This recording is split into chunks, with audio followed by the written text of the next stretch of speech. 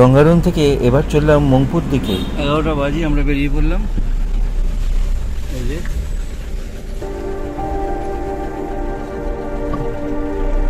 এখান থেকে ঘন্টা 2 লাগবে।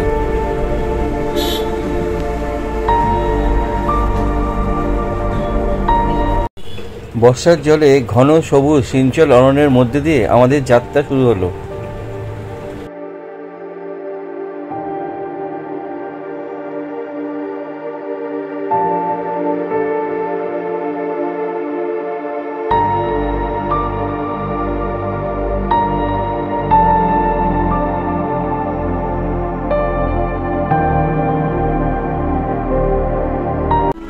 সতেরো মিনিট মোড় লাগলো।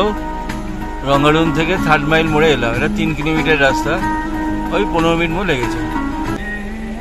3rd মাইল মোড়ের থেকে Jorebunglow 5 kilometre, Ghum 6 kilometre, Tiger Hill Darjeeling 14 kilometre, Mirik 41 kilometre. এখন আমরা রামবি খোলা পাশ দিয়ে যাচ্ছি। এই যে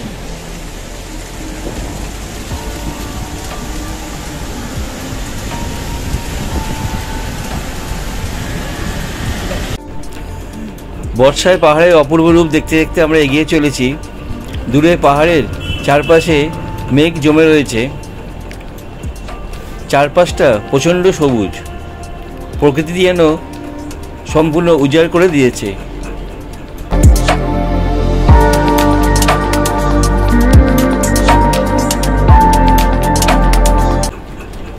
নিচে একটা পার্ক দেখা যাচ্ছে।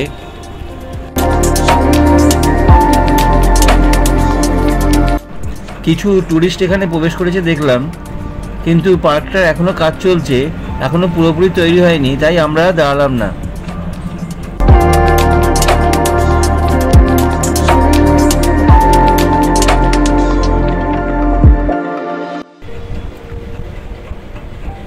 যেতে যেতে টিকিট কাউন্টার চোখে পড়ল।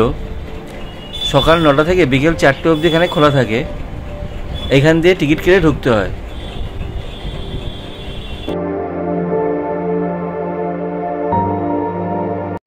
রাস্তায় যেতে যেতে এবার হঠাৎ করে লাল পাইন গাছের দেখা পেলাম। লাল পাইন। আমাদের গাড়ির ড্রাইভার ভাইয়ের কাছ থেকে জানতে পারলাম এই দুপাশে যে গাছের সারি দেখা যাচ্ছে, এই গাছগুলোকে পিপলি গাছ বলে। এই গাছের কাঠ দিয়ে এখানকার লোকাল লোকেরা নানা রকম ফার্নিচার তৈরি করে।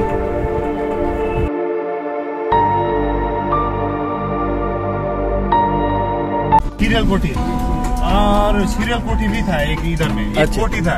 अच्छा। वहाँ पर बॉलीवुड का अमिताभ बच्चन का होगा शायद। अच्छा। फिल्म शूटिंग हुआ था यहीं पर। अच्छा। अभी तो सिर्फ रुइन है उसका।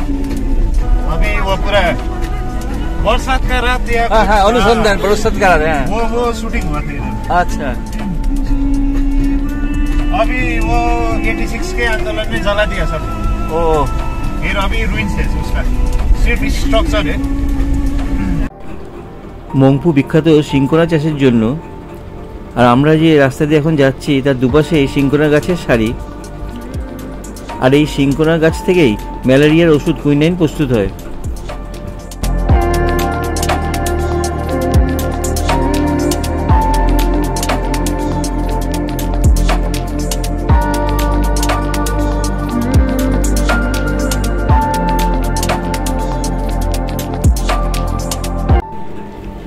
এখন সিংকোনা ল্যাবের পাশ থেকে যাচ্ছি।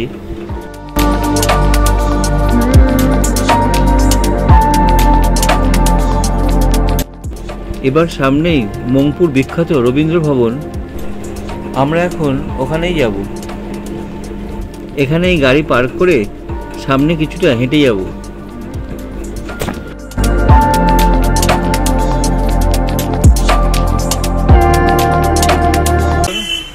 মংপুর রবীন্দ্র ভবনে এসেছি। আসতে 1 ঘন্টা লাগলো। 10:30টায় উঠেছিলাম, এখন 11টা 38 বাজে। এই রবীন্দ্র ভবনের সামনে আমরা এসেছি। মংপুর রবীন্দ্র ভবন।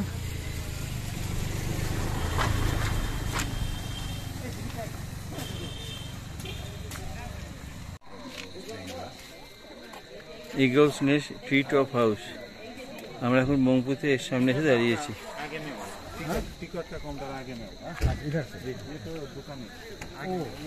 একদম রবীন্দ্র ভবনের সামনেই এই যে ট্রি হাউস, এখান থেকে উঠে গেছে রাস্তা।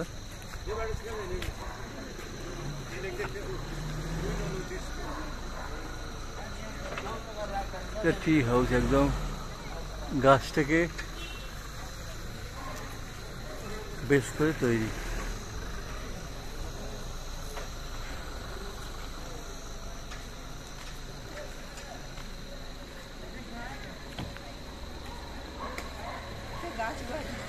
হ্যাঁ, ছবিটা দেখি সবসময়, ছবিটা দেখি কবে থেকে যে দেখা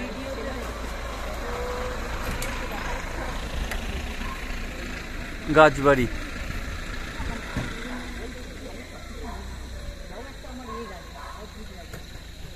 একদম রবীন্দ্র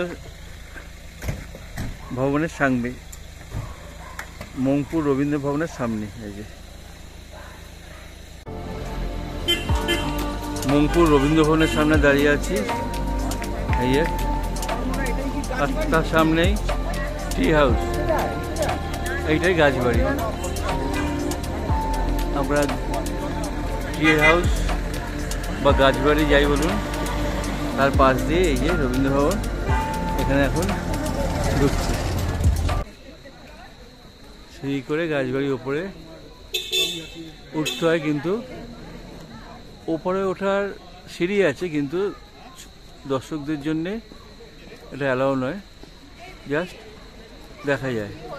মনে হয় অ্যালাউ নয়, কারণ এখন গেট বন্ধ রয়েছে। এখানে উঠলে তো অত লোক উঠলে অসুবিধে, জাস্ট সাজাবার জন্য করে রাখা হয়েছে। গেট দিয়ে ঢুকেই একটা স্টল আছে, এখানেও আলু মিমি পাওয়া যাবে।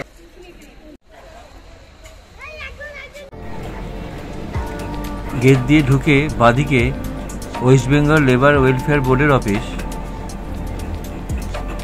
এটা দোতলা একটা বিল্ডিং, তার পাশে আরেকটা একতলা বিল্ডিং রয়েছে। সামনেটা বেশ প্রশস্ত জায়গা।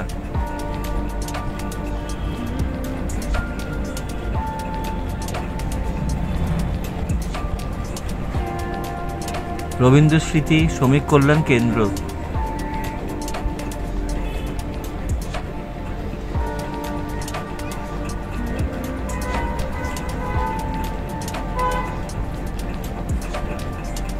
এই যে আমরা ঢুকে এখন এগোচ্ছি আস্তে আস্তে। আর নিচে এখানে খুব সুন্দর বাগান করা রয়েছে।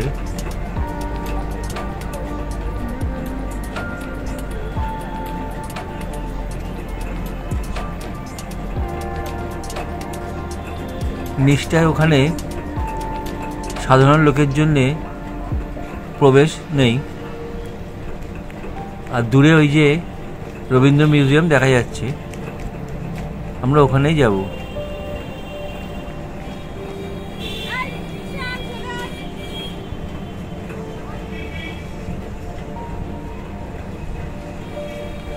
খুব সুন্দর সাজানো গোছানো, চারপাশে এত সুন্দর গাছপালা, জায়গাটা খুব সুন্দর লাগছে। সামনে একটা ফোয়ারাও আছে, তবে এখন চালু নেই। সামনে ওখান থেকে টিকিট কাটতে হবে, তারপরে মিউজিয়ামে ঢুকতে হবে। এখন ওই দিকেই এগিয়ে চলেছি।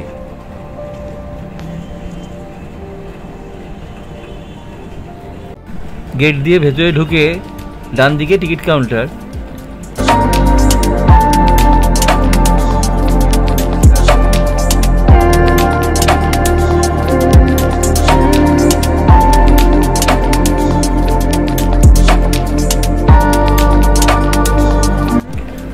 রবীন্দ্র ভবনের চারপাশটা ভীষণই সুন্দর, একদম গাছগাছালিতে ভরা, বেশ প্রশস্ত জায়গা। আর ওইটা টিকিট কাউন্টার, ওই দাদা টিকিট কাটতে গেছেন।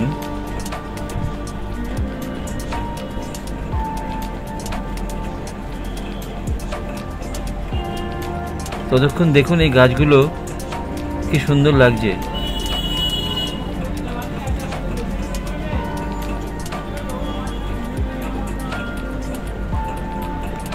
এই যে টিকিট, রবীন্দ্র মিউজিয়াম সকাল 9টা থেকে বেলা 12টা অবধি খোলা থাকে, আর দুপুরবেলা 1টা থেকে বিকেল 5টা অবধি, আর বৃহস্পতিবার বন্ধ। এইটাই টিকিট ঘর। ওই যে টিকিট কাউন্টার লেখা রয়েছে।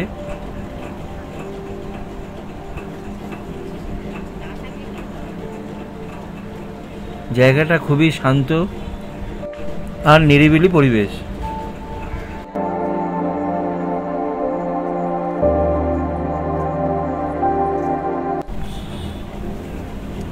এবার আমরা মিউজিয়ামের দিকে এগিয়ে চললাম।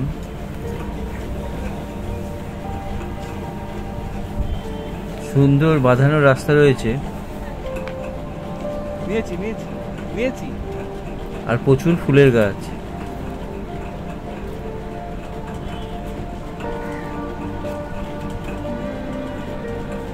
রবীন্দ্রনাথ ঠাকুর এইখানে যখনই আসতেন উনি এখানে নানা রকম গল্প কবিতা এখানে বসে লিখতেন। এই দেখুন কি সুন্দর ফুলের গাছ লাগানো রয়েছে।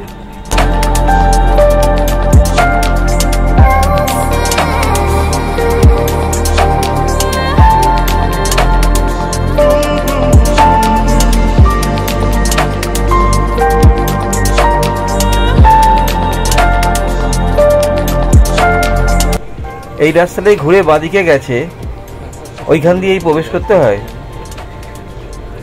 ওই দিকেই এখন এগিয়ে চললাম।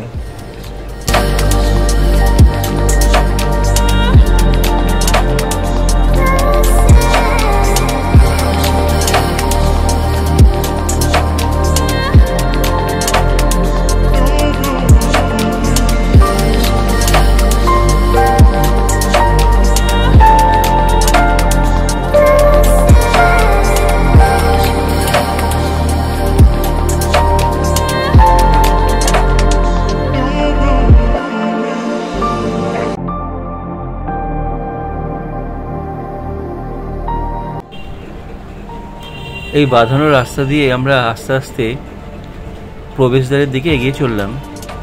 ওই সামনেই প্রবেশদ্বার। এই যে এখানে জুতো খুলে ভেতরে প্রবেশ করতে হয়, ভেতরে ছবি তোলা বারণ, কিন্তু এখান থেকে আপনি ছবি তুলতে পারেন।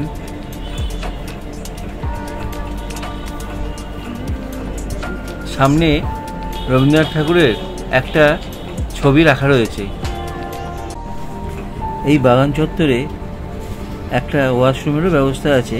এই যে সিঁড়ি দিয়ে নেমে বাঁদিকে লেডিস আর জেন্টস দুটোই আছে।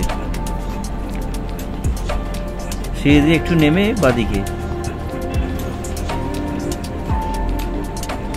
আর বাগান চত্বরের চারপাশটায় বাচ্চাদের খেলবার জন্যে ছোট্ট একটু পার্ক মতো আছে। বাচ্চাদের এখানে এলে ভালোই লাগবে।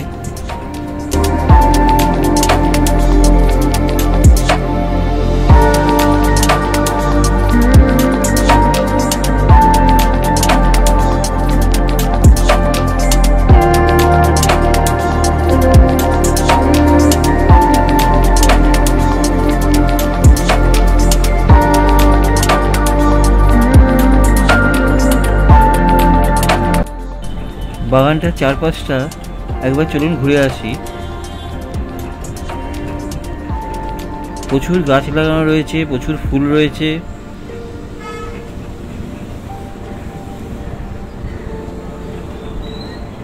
এখানে অনেক পাতাবাহারি গাছ রয়েছে।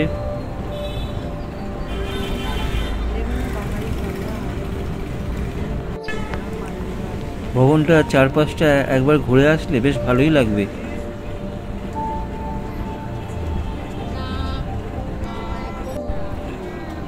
এই মিউজিয়ামের ভেতরে রবীন্দ্রনাথ ঠাকুরের জীবন কাহিনীর অনেক কথা লেখা আছে, যেগুলো পড়ে বেশ ভালোই লাগবে আর অনেক কিছু জানাও যাবে।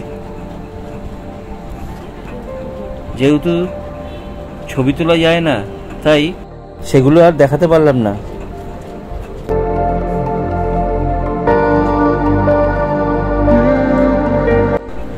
এই রবীন্দ্র ভবন দেখে এবার আমরা ফিরে চললাম আবার আমাদের বাড়ির দিকে। এরপরে আবার নেক্সট এপিসোডে দেখা হবে অন্য কোনো ভ্রমণ কাহিনী নিয়ে।